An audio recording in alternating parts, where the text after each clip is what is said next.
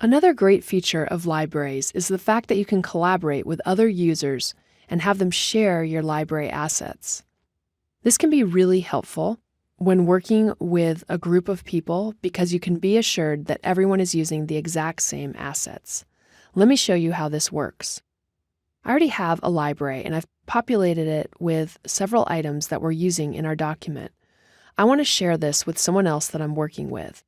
If we go to the wing menu of the library, you have a couple different options here. First of all, you can click Share Link.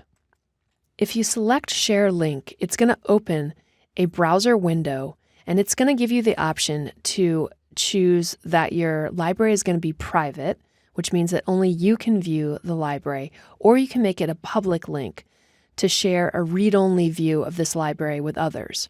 I'll switch mine to public, and then once it's public, I'm going to be able to copy the URL link and give this to other people. You have options right in here, which will allow you to choose to have other Creative Cloud users follow your library and also to have other Creative Cloud library users be able to save your library file. And then you can add a description as well. I'm going to go ahead and close this window and just show you what the library looks like in the browser. As you can see, it's going to show me all of the assets that are part of my library. And if we use the pull-down menu here, we can actually choose to rename, copy, move, send a link, or share to Slack. This, of course, is going to be dependent on the fact that I'm logged in to my Creative Cloud account. If I want to share my library with someone else to collaborate and work with them, the steps are slightly different.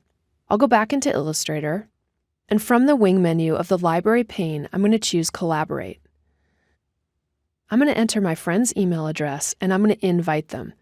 You have the option to allow them to view or edit. If you say Can Edit, they're going to have the option to make changes to the library. So just be aware that this is something that they'll be able to delete, overwrite, or modify.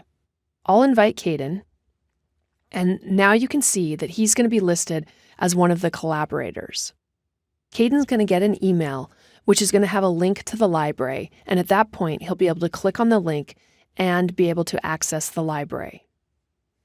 If you decide at some point that you don't want the user to be a collaborator, you can simply remove their access to this particular library folder. When you invite someone to collaborate on a library, it's only going to pertain to that particular library. So if you have other libraries, they won't have access to those libraries unless you make them collaborators as well. Being able to collaborate and share your assets is really a great way that you can work with a team or a group of users.